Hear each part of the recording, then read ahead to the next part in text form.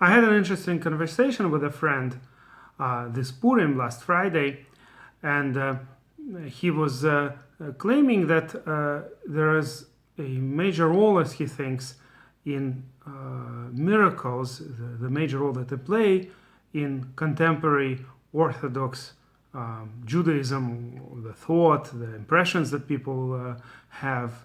And I told him that, in my opinion, it's not so.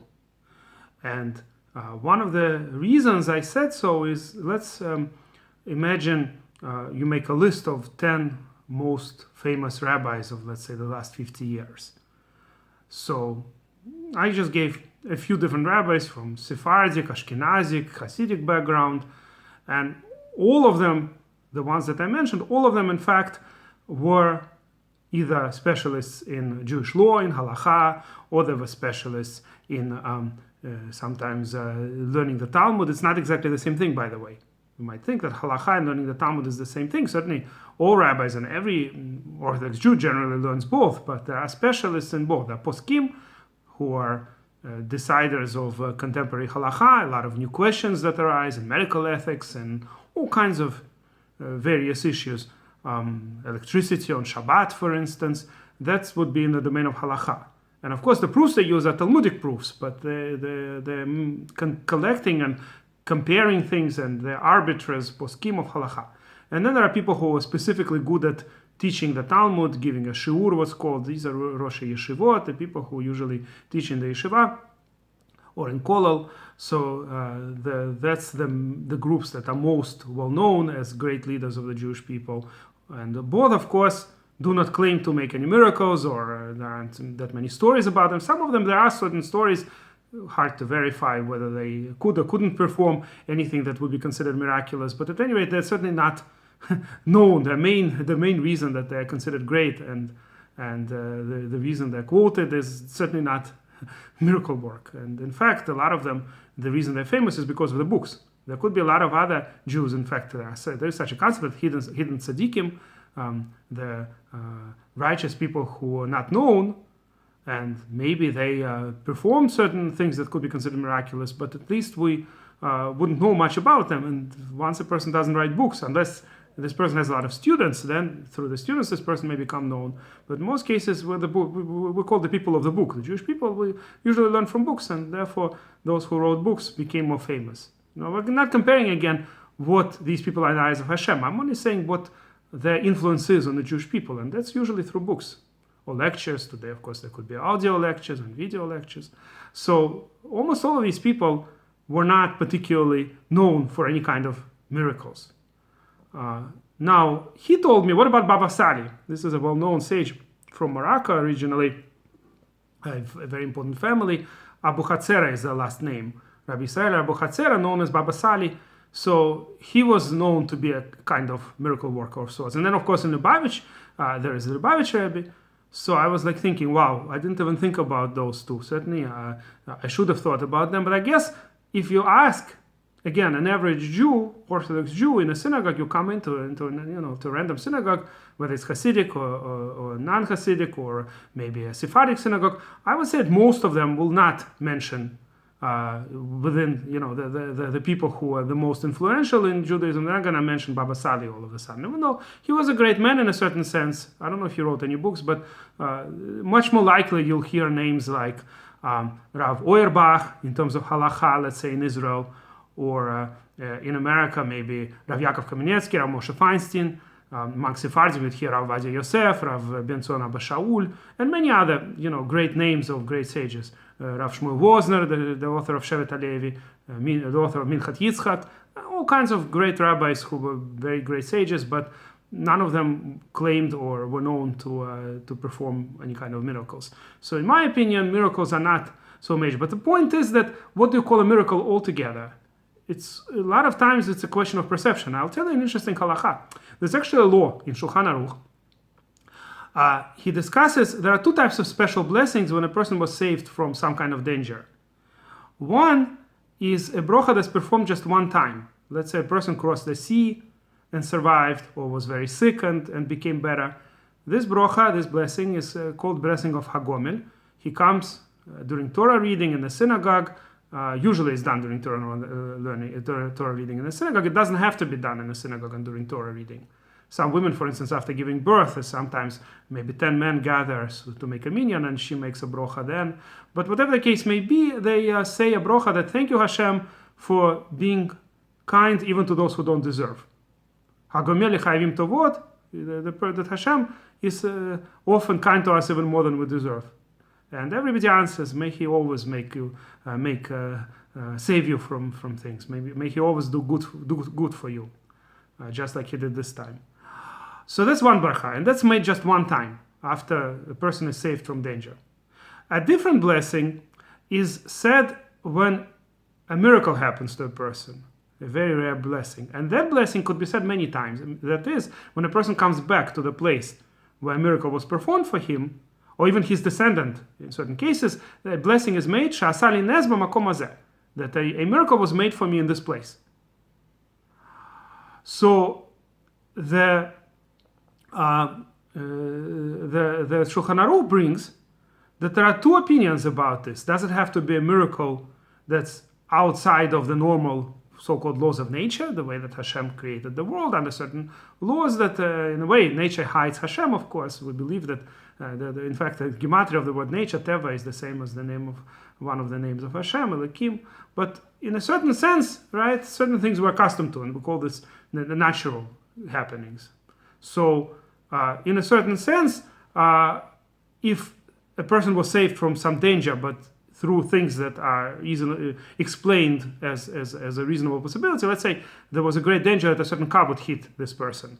But the last moment the car drove to the side and somehow this person wasn't hit and he remained unscratched, as they say. So is this a miracle? No, it's not a miracle. Is this something we recognize Hashem did something good for us? Absolutely. So most Jews, certainly Ashkenazic Jews, would say the first type of brocha on that Hashem saved them from danger. Some Sephardic Jews don't say this with the name of Hashem because they say that only the 4 cases that are specifically mentioned in the Talmud, this brocha of Hagomel is made. But the question is, can you make a brocha on a miracle for this? So the Shulchan Aruch brings 2 opinions, but most Achronim, including the Vilna Gaon, say that absolutely not. The Vilna Gaon, in fact, even jokes on it, that imagine if every time a person is saved from sakana, from some kind of danger, when, of course, the brocha of Hagomel is made, would you then say that he and all his descendants have to say the brocha of She'asa li nes b'makom hazeh as well? That sounds ridiculous. Right? Miracle is a miracle, it's something very rare. Now, in a certain sense, we call miracles a lot of different things. In fact, we say in our prayers 3 times a day, we say in the pre-last blessing of the main prayer, main Jewish prayer, Amidah Shmona Esrei, we say, Ve'al nisecha shebechol yom imanu. We thank Hashem for the miracles that are every day with us. So in a certain sense, depending on how you define a miracle, there are miracles all the time. But that's not what is the actual name miracle means. The miracle means something that's extremely rare and could only happen miraculously. And that's a situation that most people, therefore, will never say a brocha, She'asani li nes b'makom hazeh, because most people did not experience those level miracles to make this type of a blessing. So this whole thing about miracle workers, I would say it only plays a very minor role in contemporary Judaism. And the people who admire, like I said, the rabbis who admire. And in general, I would say that if we roughly divide all the Orthodox Jews into 3 main categories, the modern Orthodoxy, which is about half of the Orthodox Jews, it's very hard to define exactly who belongs where. I'm not going to go into all these intricate details. We'll say for simplicity's sake, there's modern Orthodoxy, the main institution in America that is probably the leading institution for modern Orthodoxy is Yeshiva University. That's why it's called both Yeshiva and University. So that's one kind of, probably about half of Orthodox Jews are modern Orthodox. And in Israel, maybe Bar Ilan would be one of the leading institutions for modern Orthodoxy. So among modern Orthodoxy, certainly miracles play very little role. And in general, modern Orthodoxy tends to follow the Jewish sages like Maimonides, who tried a lot of times to rationalize certain things, Rabbi Levi ben Gershom. So certainly the miracles today, I would say most modern Orthodox Jews, probably not all, but most modern Orthodox Jews, if they'll hear about some kind of miracle some rabbi performed, they will be very suspicious that you have to really understand what actually happened there and maybe try to rationalize it. Now, on the other hand, among Haredi Jews, so-called, some people call it ultra-Orthodox. I don't think it's the correct term. Haredi means people who really fear Hashem or whatever.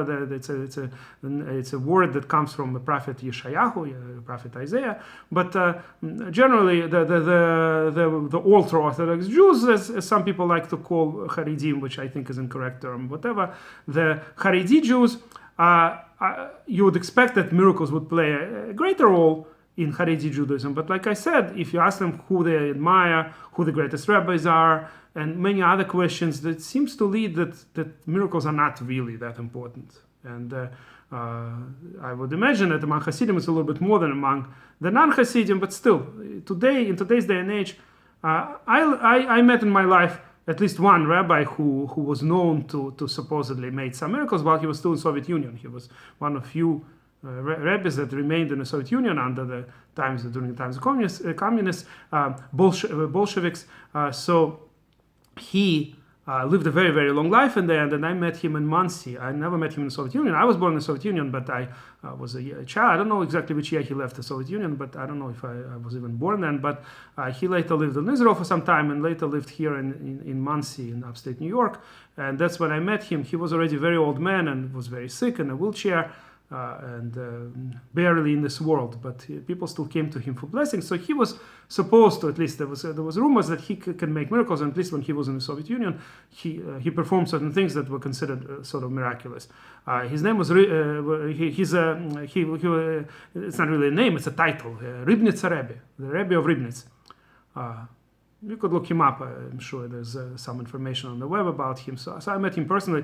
So this is probably one of very few people who I ever met who actually, at least there's a claim that they may be able to perform miracles. Most of the important rabbis that I met, and I met Shevet HaLevi in my life, Rav Shmuel Wozner, and other great rabbis, are not known to be miracle workers. At least I'm not aware of any such stories about them. Even Arizal, by the way, Arizal was probably the greatest Mikubal, the greatest Kabbalist, mystic of the last hundreds of years.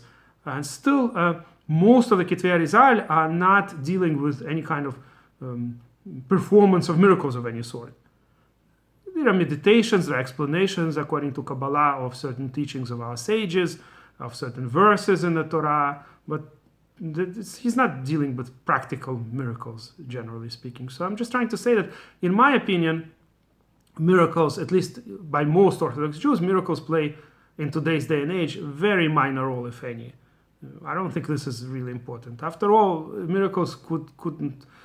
In fact, there is a well-known story in the Talmud about a certain person for whom miracle was made, and the Talmud tells us that he was actually a low-level person. That's why a miracle was needed, so he recognizes the hand of Hashem, kind of.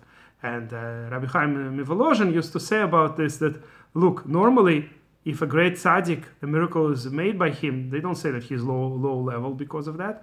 So he answers that when a person is already on a high level, he is a great sage of Torah, then a miracle is an extra addition, kind of making him more, right? After all, miracles bring, in a sense, people to fear Hashem more. They see the hand of Hashem. So for when a great tzaddik, a great righteous person performs a miracle, it means something. But when a general miracle happens, that doesn't really mean anything. If a person is not on the level, then a miracle can actually mean that he is low-level person that does not deserve to understand Hashem's help unless a certain miraculous event happens to him.